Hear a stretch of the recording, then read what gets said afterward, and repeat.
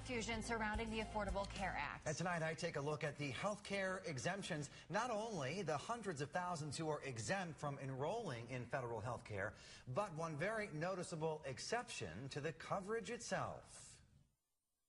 Obamacare is the biggest job killer in this country, and there's bipartisan agreement that it isn't working, that it's killing jobs, that it's forcing people to have their hours forcibly reduced to 29 hours a week, that it's driving up the cost of health insurance, that it's causing people to lose their health insurance because businesses are dropping it.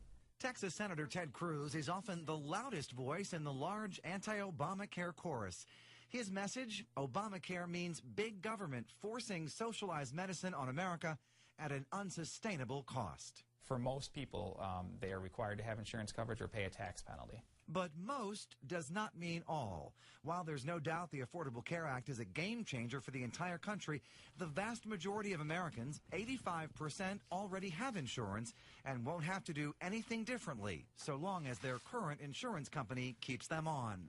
If they're happy with their insurance, there's nothing you need to do. On October 1st, January 1st, you already satisfy the requirements of the Affordable Care Act. And even the uninsured aren't required to enroll in the federal health care marketplace, but they will pay an annual fine to the federal government for refusing the insurance. There are, however, some groups who are exempt from Obamacare altogether and not subject to those fines. Certain religious groups, including the Amish, illegal immigrants, Native American tribal members, and the incarcerated are not involved. And you may also have heard about a hardship exemption for folks who simply can't afford even discounted medical coverage. Well, there is one, but in Michigan, because state lawmakers voted to expand Medicaid, you can't claim a hardship exemption here. As for those folks who will be eligible for expanded Medicaid in Michigan after the governor signs it and it takes effect next year, they've got two options. The Department of Community Health says they cannot enroll, continue to have no insurance, and wait for Medicaid expansion to kick in April of 2014, although they may be subject to a fine from the federal government for doing that.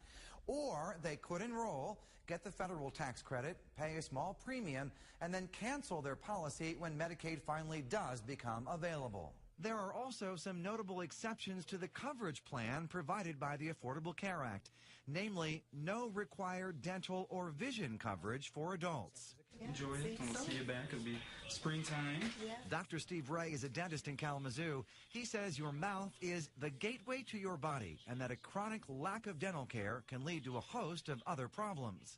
Heart disease, increase your risk for heart attacks, strokes, diabetes. For pregnant women, it can cause low birth weights. Because Obamacare doesn't include dental coverage for adults, many dentists fear that dental care will go by the wayside. If we can catch things when they're early, then it's much cheaper and less painful for the patient later on. Right, yes. And adults who do want dental and vision coverage can buy that insurance off the federal exchange, but separately and at additional expense. Be sure to stay with News Channel 3 for the latest on the Affordable Care Act.